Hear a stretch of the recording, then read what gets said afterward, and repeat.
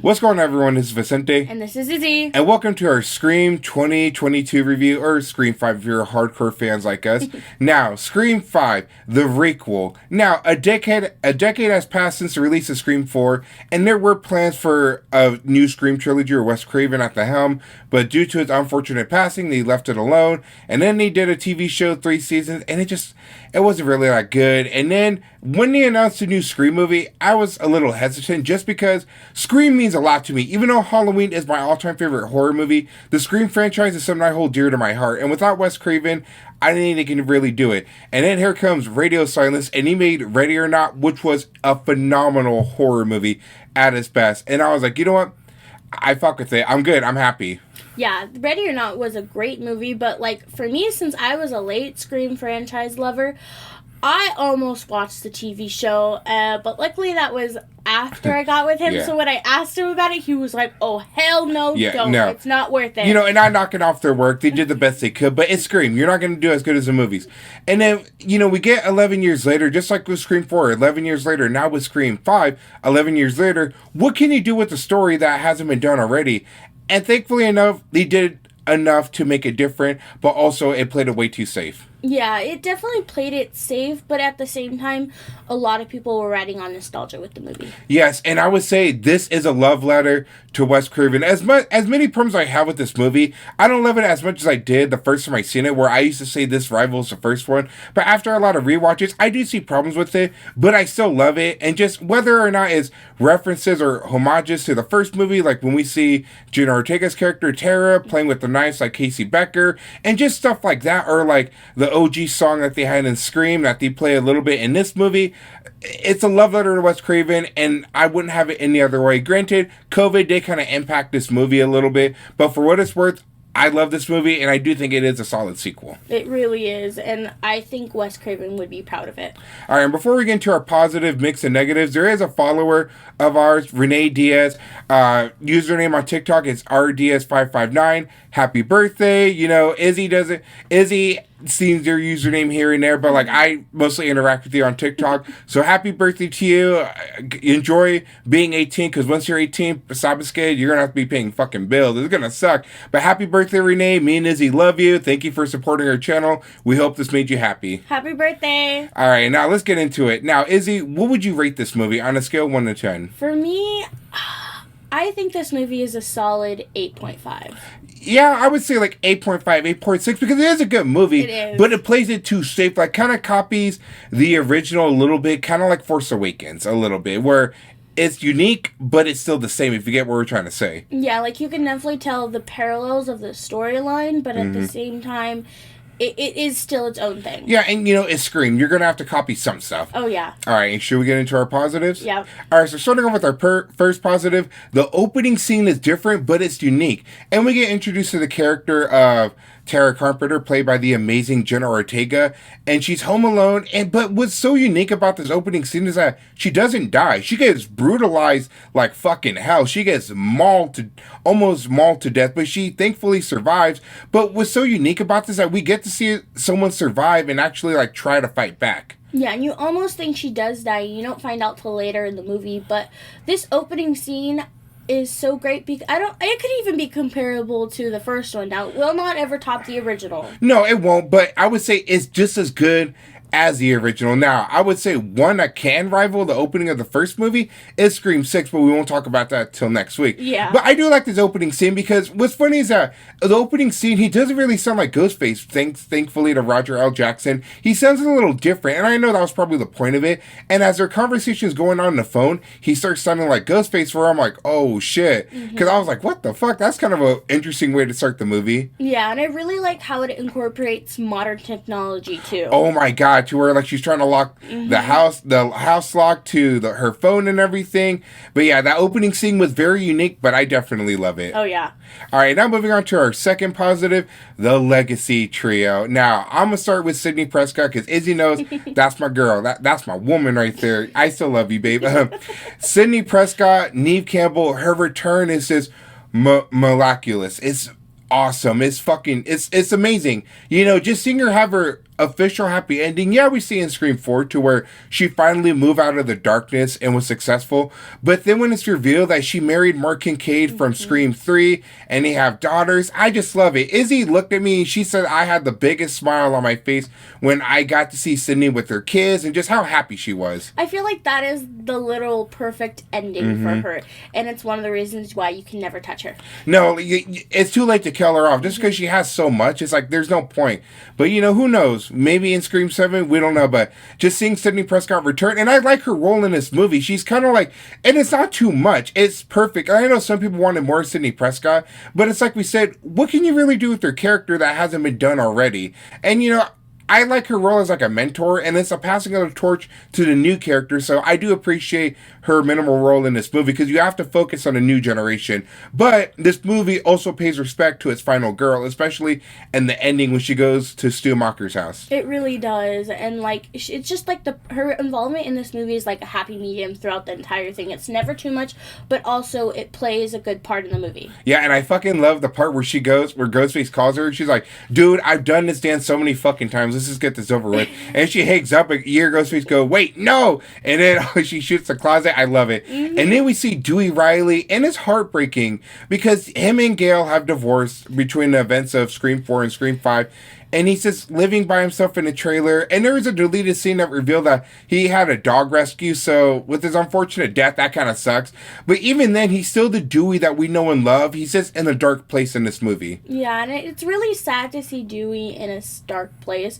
But at the same time, it's nice to know that even though these are bad events, it kind of brought out the old Dewey. Yeah, and like he's still in there somewhere. It's just, it's all the drinking he's been doing and just being a hermit. You know, it kind of reminds me of like Obi-Wan Kenobi and A New Hope. Oh, that's how I would describe it. It really does. And then Galeweathers, of course, you know, Izzy's least favorite. She's very successful in New York. They tried making it work, but Dewey wanted to stay in Woodsboro, but Gale didn't want to. And so it is kind of nice to see her be successful, have her own morning show, but then she still has that little bit of humanity in her, especially when she returns to Woodsboro to help out as survivors. Exactly. She's just like, I wish you stayed, but at the same time, who could ever imagine Dewey in a big town, in a big city like that? Yeah, no, I couldn't see it, but who knows? But I love how the Legacy trio is used. I think they're all used to perfection, no matter what anyone says. Yeah, they're part in... And number 3 in our positive list, explaining what a requel is. The new cast is just perfect to carry on the legacy, and of course, explaining what toxic fandom is. So what is a requel? As explained by Mindy Meeks, the niece of the great Randy Meeks, she says a requel is not necessarily a sequel, not necessarily a reboot, but just a continuation of stories from the previous movies, as like Jurassic World, Force Awakens, and the new Texas Chainsaw Massacre movie, which premiered on Netflix a couple years ago. And so I do like how Scream took that, you know, it evolved with horror movies now, because a lot of movies right now are being requels, like Halloween 2018 is a requel, and just some major franchises are doing requels now. And then they talk about toxic fandom. Now, in this universe for Scream, there is a Stab 8, but they just call it Stab, and it's directed by Rian Johnson, which, funny enough, he directed The Last Jedi, and not a lot of people like that movie, just like how in the Scream universe, no one likes Stab 8. Or Stab. Yeah, and I think the meta-ness in this movie is probably one of my favorite parts, because I feel like it's a movie about its own movie. And then also with the cast choices, when it came to Minnie and Chad, those were probably the best choices. Yeah, I like Chad. He's played by Mason Gooding. Izzy knows that Chad's my dude. Chad's a homie. You know, and Izzy likes Mindy. She's played by Jasmine Savoy Brown. Awesome new fucking character, especially they're related to Randy Meeks. We finally get a Meeks back, and I just love it. Yes, we missed our Meeks. Yeah, and then we get the character of Wes, who is just a tribute to Wes Craven. He's played by an actor named Dylan. I don't know how to say his last name, and I don't want to butcher it, you know. I like his role in this. I like how it was a love tribute to Wes Craven, the man that started it all. And then we get Amber, which, you know, we all know she's a killer. That was predictable. And then, yeah, we get Sam and Tara, but they're their own categories I want to talk about. But this new cast just works perfectly. I think they're way better than the cast from Scream 4, because the cast of Scream 4 just felt like they were just kind of there. Yeah. Not like that. But these ones actually seem they're close knitted. Yeah, they actually feel like a family rather than just like a friend group they have at school. They feel like they hang out outside of school, and it's a lot better chemistry. Yeah, and then we get the return of Judy Hicks, and funny enough, she's the mother of the character of Wes, which was funny because I'm like, oh shit, so Judy had a kid during Scream 4. But Judy, I like the use of a Judy in this movie. Granted, she gets a fucked up death. Holy crap. And then people hate on it, but it's kind of realistic because people have died in broad daylight. It can happen just like that, and you wouldn't even know. And so I do like this whole new cast. I think they're just perfect to carry on this legacy, and especially in Scream 6 when we talk about it. But I love the meta commentary on requels and toxic fandoms, and it's true because people hate on stuff, and I get it if you don't like a movie, because I wasn't really a big fan of The Last Jedi, but I found some things I can appreciate about it. But I would never go as far as just to attack an actor or actress when it's not their fault, and it's ridiculous. And if you're one of those people, please do not do that. That is just fucking stupid and immature. Yeah, and just like the meta-ness in this movie is what makes this movie, and it's nice that it ties in with like present day issues in the movie community. Yeah, and then Mindy, you know, she's our new Randy. I love it. Even if Chad's just like, oh, whatever, you know. All right, and now moving on to our fourth positive, the characters of Sam and Tara Carpenter. Now, the character of Sam Carpenter, I like how she's related to Billy Loomis. That's her father. That's the twist of the movie. But she ends up being the hero, and she's played by Melissa Barrera, and I love her acting. Granted, it's a little weird in this movie, a little choppy sometimes, but I still love it. Scream 6, she does perfect. Yeah, I will definitely say this movie, her acting is a little dull, but I still love her character, especially her tie to Billy, and I think in those scenes with Billy, she does a great job. Yeah, but we'll get to that when we get to that. And then, of course, we get Tara Carpenter, played by the amazing Jenna Ortega. She wasn't really, I mean, she was known, but she wasn't as big as she is now. But she does good in this movie. Granted, there are scenes in the movie that pissed me the fuck off, to where she's willing herself out of her hospital room and she's making pain noises, and I get it. It hurts, but like, shut the fuck up, there's a killer. But I think they're worthy to be the final girls of this trilogy and carry it on. They really are, like, especially the opening scene with Jenna Ortega. Oh, and Jenna Ortega kills kills Amber in this movie. That was just a badass moment. And then she was like, I still prefer the Babadook. It was just awesome. And so, you know, when you have to pick your final girls or final girl, you have to be careful on who you pick. And honestly, they couldn't have done better than Melissa Barrera and Jenna Ortega. They're just perfect, and I'm glad. And, you know, they're Latinas, some representation. I love that, you know, so I think they're perfect to carry on the legacy of the final girl. Oh, yeah. All right, and now moving on to our last positive, and it hurts, but it had to happen, the death of Deweyriley. Now, like we said, someone should have died in Scream 4. Someone definitely should have died, whether it was Gail, Sidney, or Dewey. It was Gail. Jesus, Izzy.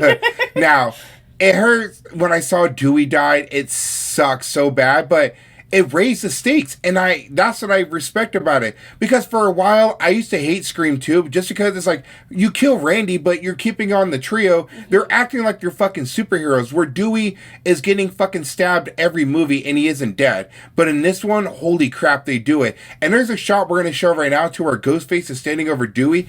I just love that shot. And I know people have a problem that Amber killed Dewey, and I understand that frustration, but it's not like she did it head on or overpowered him. She did it when he was distracted. So as dumb as it looks, it does make sense. Yeah, and as much as I'm sad that Dewey's died, it was needed to raise the stakes, and I think it was a really good choice. Yeah, and then just to see Gail's emotions over it, she's trying to run past the cops and coroners to get his body. It breaks my heart. And I know people said that, why did Dewey go back? When did he go in the elevator? Remember, he remembers Randy's rule and Scream 3. You have to go for the head. You have to shoot the head. Otherwise, they're going to come back.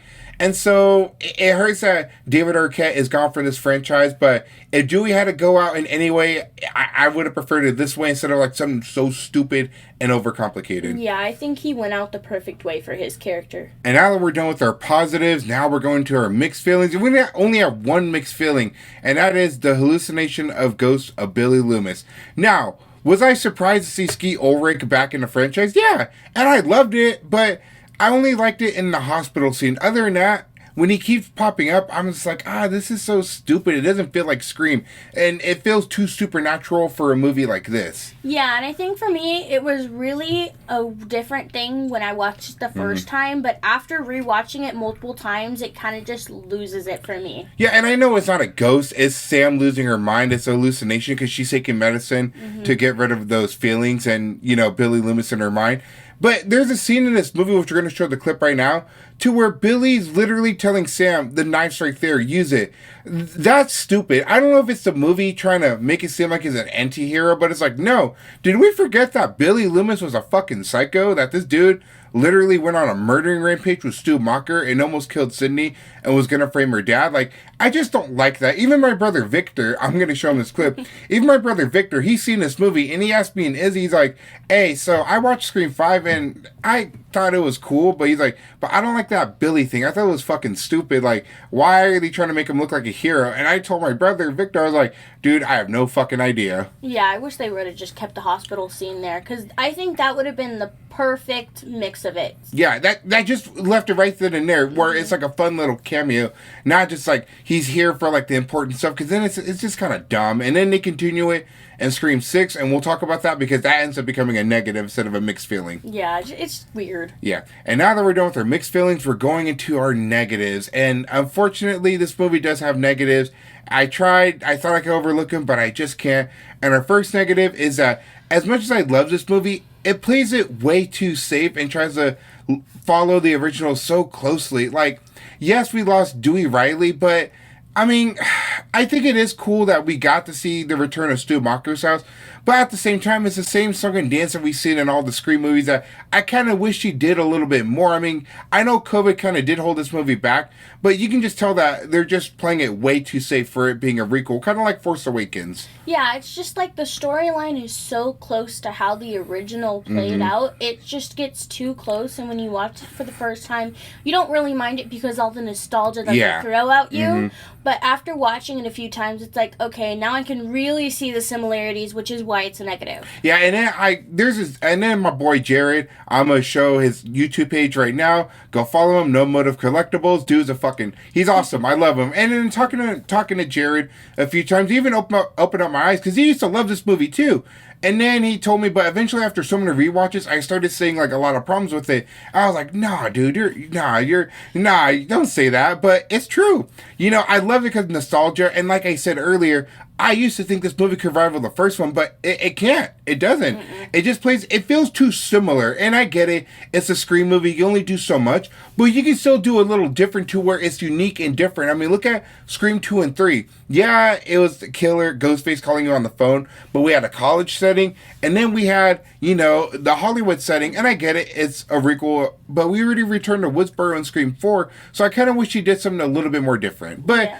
I still enjoy it, but it's still a negative for me that I can't overlook. Yeah, it was just too safe for me. All right, and now moving on to our final negative, and this is a big one, and it sucks to say it's the first in the franchise, but the killers were so fucking predictable. Now, I know it's the first in the franchise because I said that Mickey was obvious, but that's just one killer. The second killer, Mrs. Loomis, I had no fucking idea that she was one of the killers. That surprised me. But this one is so predictable. Like, look at the way Amber was in this movie. Protecting Tara. Oh, no one's not good enough for her. Like, dude, you're a fucking psycho. Like, the fact that this movie didn't have, like, a lot of good red herrings or even try. Like, the character of Vince, he's the nephew of Stu Macher.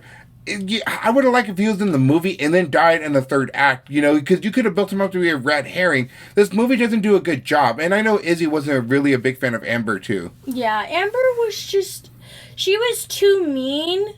And so you could really catch on, especially as the movie went on. And then with Richie, he was too obvious. Oh my God. So Richie, the fact that this dude didn't know what happened in Woodsboro, the events, the original murders, the reboot, remake murders, everything. And you don't even have to be a horror fan, but you're going to know about it. That's going to be like a nationwide news thing because people are going to be talking about it nonstop. Oh, and I remember Chad's girlfriend, Liv. Yeah, Amber was so mean to Liv. And the way that Amber kept accusing Liv and Mindy too that Liv was a killer, it's like, dude, that's way too obvious because she's so dumbfounded. I know in the franchise we've had killers that acted dumb, but this movie didn't do a really good job at hiding. Even in the trailers, I was just like, okay.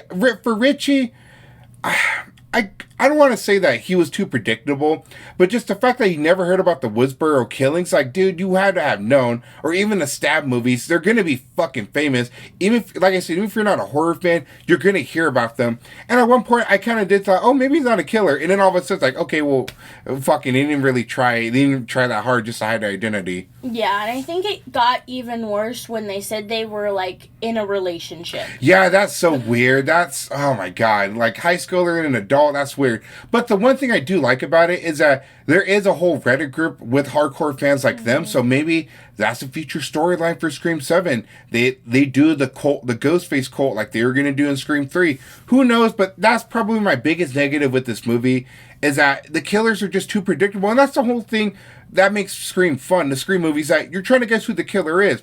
And as much as I can dislike Scream 3 and 4, not a lot, I can at least say that they did a pretty good job at hiding who their killer was. Even, you know, if it was like a little outlandish after they got revealed. Yeah, this one, it was just too predictable for me. And it's kind of sad, but hey. Yeah, but that's going to do it for our positive, mixed, and negatives. You know, like I said, it's a nice Requel return to Woodsboro, but it kind of plays it a little too safe. Mm-hmm. And, you know, same thing with Scream 6 when we talk about it next week. But like I said, I do give this movie an 8.6 out of 10. It's a love letter to Wes Craven, and I just fucking love it, and I respect the hell out of it. Yeah, for me, it's still an 8.5. This movie has such good nostalgia. We get the Legacy trio back, and the new cast is amazing. Yeah, and you know, like I said, if we had any other way for a Scream movie without Wes Craven, it had to be this one, and I'm glad they didn't fuck it up, because they could have easily very fucked it up, but they didn't. No, they did a great job. All right, and that's going to do it for our episode. Next week is going to be our final episode of Season 1, and we're going to end it not because we already reviewed Scream 6, but we're going to title it a revisit to Scream 6. And a lot of feelings have changed towards that movie. I used to really love it, and I still do, but like this movie, I kind of do see a little bit more problems with it. So, Scream 6, last episode for Season 1, we're very excited, and then we're going to do a little goodbye video. We don't know when, but we'll post it. And as always, thank you guys for supporting our channel. Happy birthday, Renee. We hope you have a good one. And as always, be good people. Take care of others. Take care of yourselves. And we'll catch you next episode. Peace out, everyone. Bye, guys.